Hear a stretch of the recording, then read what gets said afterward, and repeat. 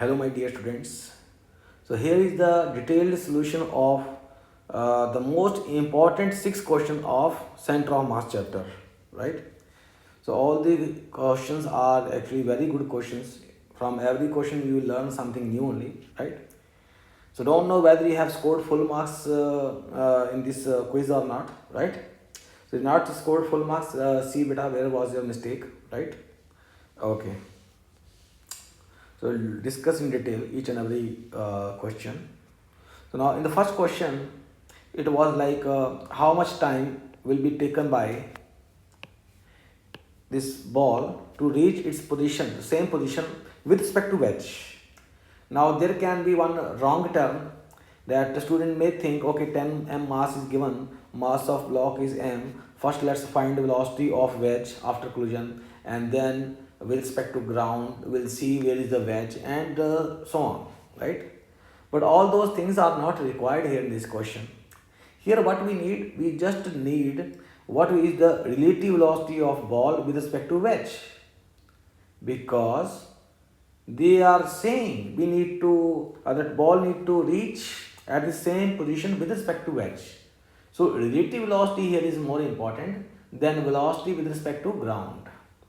So when ball is moving initially, so it will cover 3L by 4 distance, right? And that time we can calculate very easily. After that, after one collision, so we know what will be their relative velocity, right? So individually with respect to ground we don't need to calculate. So relative velocity I can find, so it will be just E into V times. Then after one collision the ball again will strike on wall 2, right? So on wall 2 the ball will strike and then again come back to its original position with respect to wedge. So beta, with respect to wedge it is covering L distance. So with respect to wedge, L is the distance and relative velocity is EV. So that we know, right? So relative velocity before collision, relative velocity after collision, that we know, right? So relative velocity before collision, it is what beta? EV, okay? And then relative velocity after second collision will be what beta? Like this. Relative velocity after second collision divided by relative velocity of approach, that was E into V. That was E into V. So that was a relative velocity of approach is equal to E. So then delta V will become E square into V. So that is relative velocity after second collision, right? So after second collision we have to cover only relatively L by 4 distance. So L by 4 distance upon relative velocity second time. So that time will be 4L by V. Again, it means now very easily I can write the total time. So total time will be 35L by 4V. So substituting the values, I am getting 35 by 4 seconds. So that is the answer. So that is the answer of a first question. Okay. So super duper question number 1. Now super duper question number 2. So here ball was released from some height and after collision they are saying ball has reached up to height h by 4. So it means what is given between just before collision and just after collision they are giving velocity, right? So suppose just before collision velocity is V, then just after collision velocity will be V by 2, right? Because it is going up to height of h by 4. So V is equal to under root 2gh. So by that I can say velocity should be V by 2. So h is h by 4. So velocity after collision will be V by 2. Okay. So now like in this diagram I have shown everything. So what I am doing here beta, so I have to apply impulse momentum theorem, right? Impulse momentum theorem, that is we are going to apply. So velocity along LOC required before and after collision, that is our approach, because to get E, so then along LOC we need to see the velocity of impact points, right? So by that only we can find the value of E. So now for ball B, so I am writing first the equation. So impulse will be along LOC line only, right, on ball B. So J cos 60 is equal to M into V1, right? So linear momentum. So for ball A, so now impulse is acting from both the balls. By symmetry that impulse should be same. So in vertically upward direction, impulse on ball A should be 2j cos 30, so is equal to change in linear momentum of the ball. So that by that I am getting another equation of J. So equation number 1, when I applied impulse momentum theorem for ball B, and second equation when I applied for ball A, right? And by that from 1 and 2 I am getting relation between V dash and V, means velocity of ball B after collision and velocity of ball A before collision. That relation I am getting. So from that relation E value I can use, right? So relative velocity along LOC after collision, relative velocity before collision. So this V cos 30. So substituting the values, so what I am getting beta? E 3 by 4. So that should be our answer.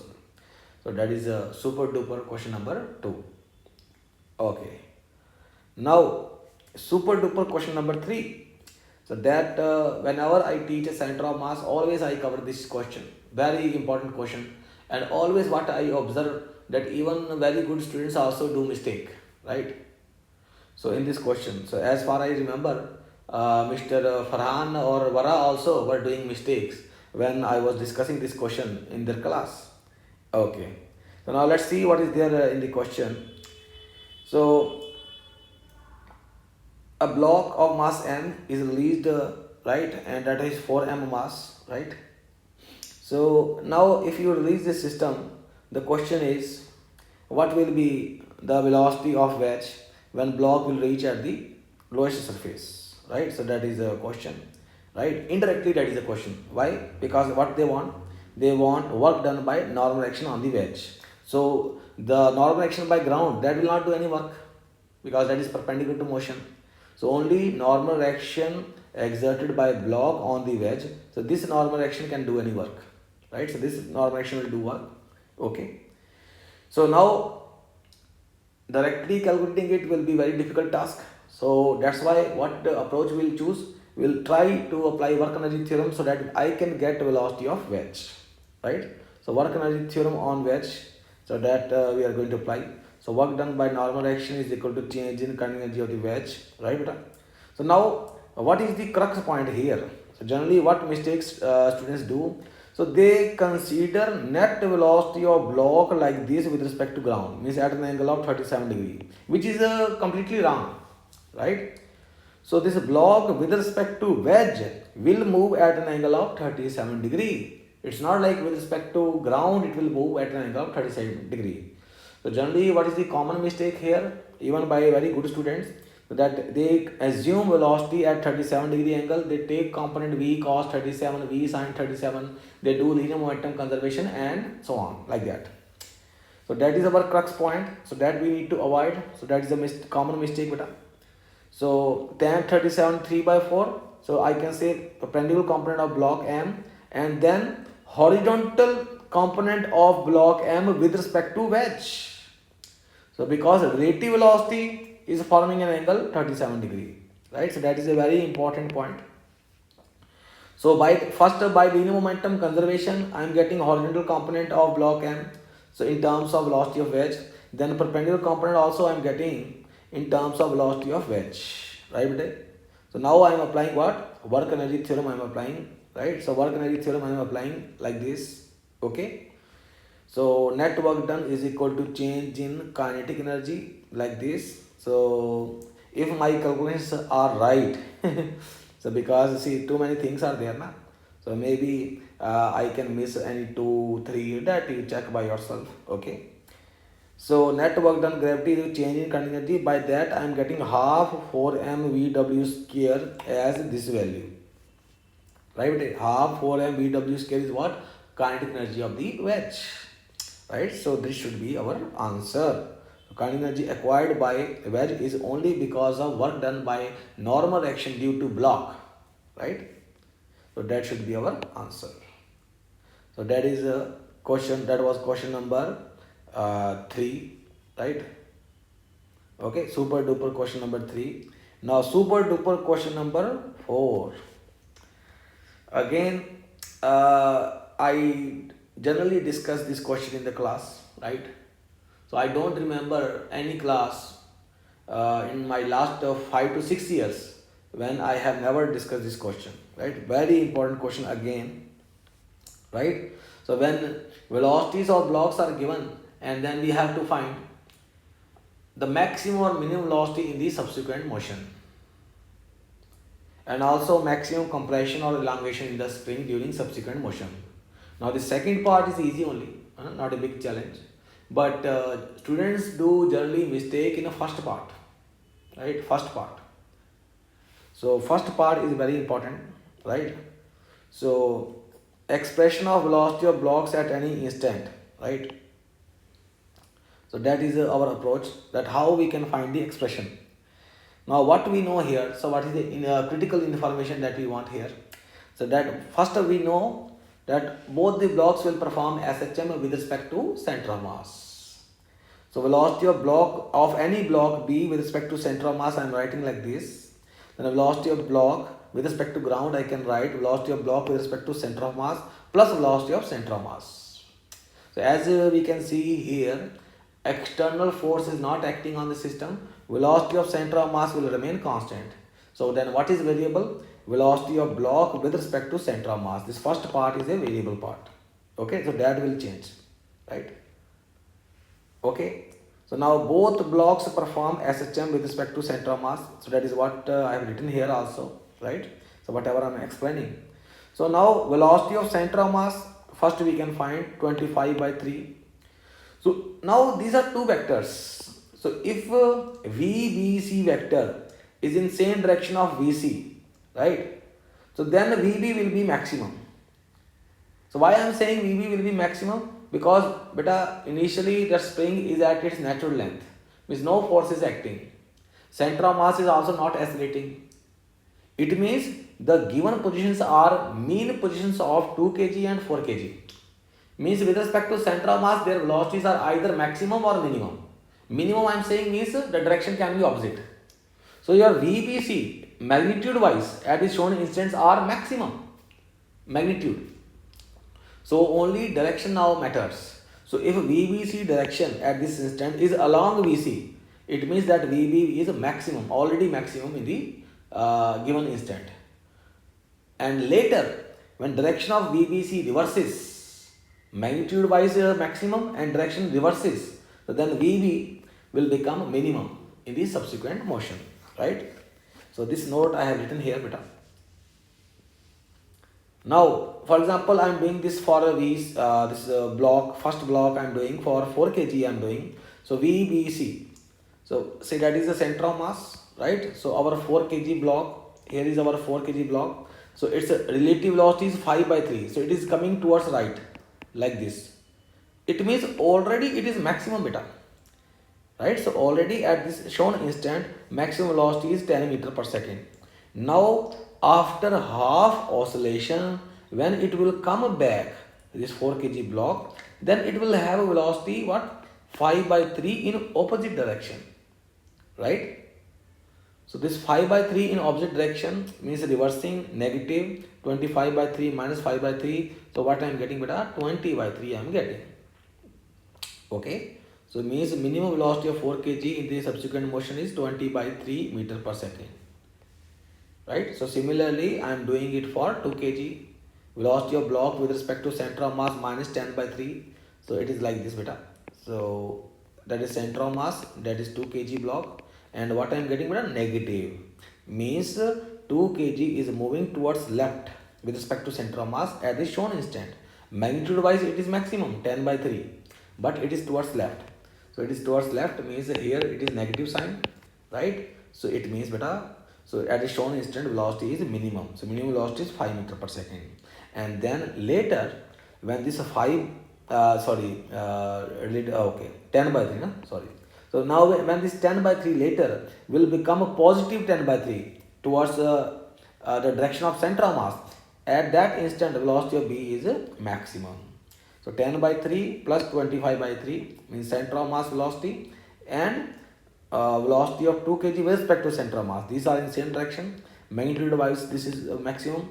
So then maximum velocity we will get what? 35 by 3. Okay, bete? So maximum velocity of 2 kg is 35 by 3 and its minimum velocity is 5 meter per second. right? Okay.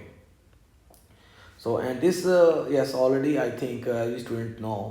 So in a center of mass frame for two block spring system, when velocity becomes equal to center of mass, so then that loss in kinetic energy become what potential energy of spring. So loss in kinetic energy is half mu delta v whole square is equal to half k x square.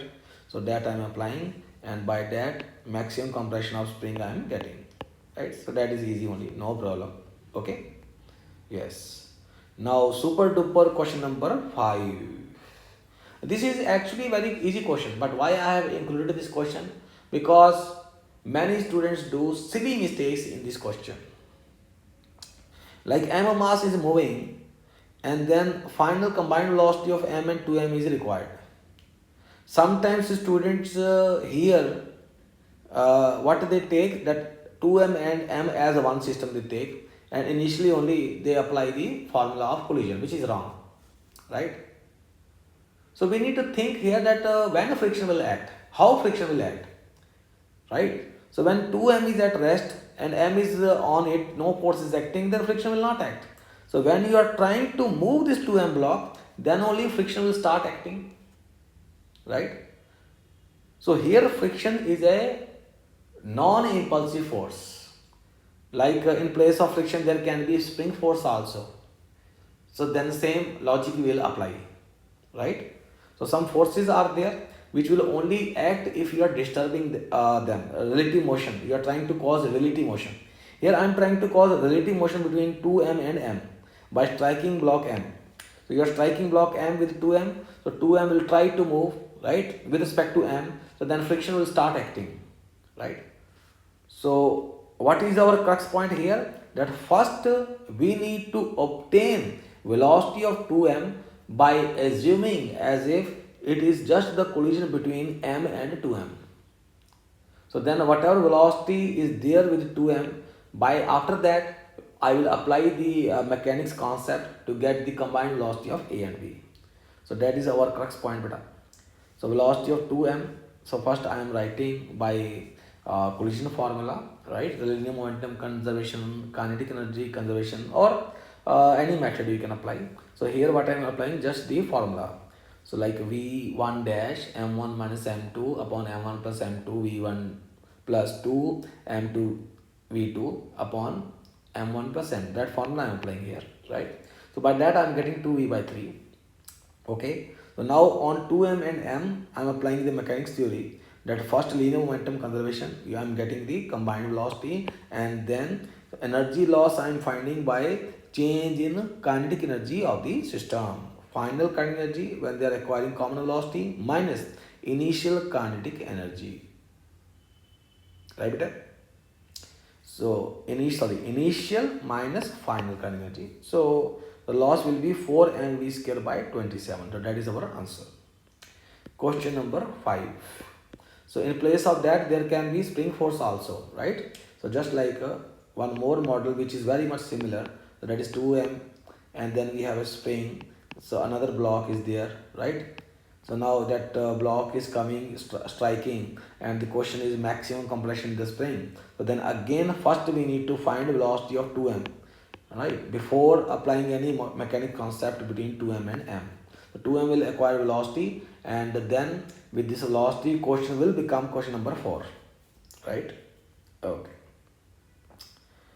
Now beta question number 6, that is from a variable mass system, right? So approach has to be variable mass system. So you are releasing this, and then what we need to find out, force exerted on the floor by the rope at the instant L by 3 length of it is on the floor. So now this question, many students don't know the concept behind this question, right? So that is our important crux point of this question, that when a string while falling down cannot experience a thrust force from the ground, but if we pull a string with some velocity, then we have to apply additionally thrust force. So now this model is from Irodo model. Some teachers they claim that there is a mistake in Irodo question, because in some question when string is falling down, they don't take a thrust force on the string, and they write sometimes, not all, but some teachers they write in their YouTube platform or online sessions that there is a mistake in YouTube, sorry, mistake in Irido. So it's not like that. But no, beta, in Irido, question is 100% correct. So it's just about understanding the property of string.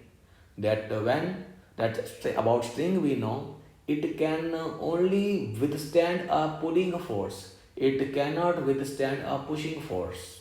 So it is simply, if in simple language, if I am explaining. So if suppose there is a block and a string connected to it, and I am asking, or I am just saying to any student that move this block by applying force on the string like this. Here you need to apply force and we need to apply block towards right. So can you do this? So it's not possible, na beta? Right? So as soon you will apply the force, string will get slack immediately. Okay. So string cannot withstand a pushing force. So if that string is falling down, so as soon as it is falling down, so tension on the part which is there on the surface and which is hanging between them, tension immediately will become zero. So no interaction.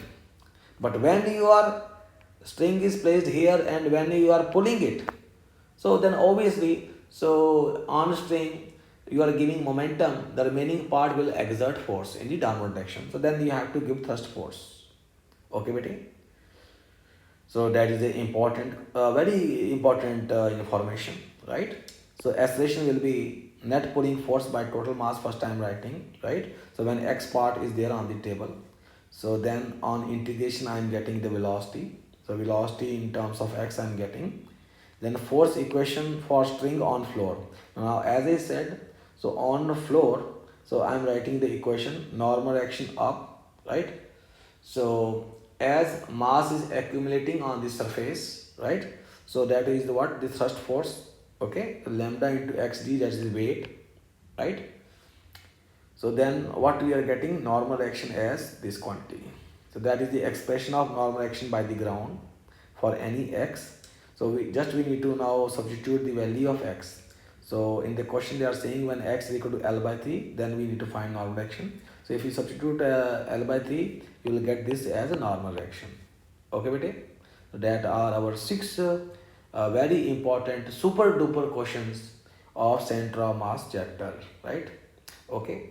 So go through these questions again later, like after 2 months or 3 months when you are revising. Then again you can go through these questions better, right? Okay, so any doubt is there, please post in the comment section, okay? Or any other approach is there for any question, or any easier approach is there, then also write in the comment section, beta. No problem. Okay? Okay, thank you, beta.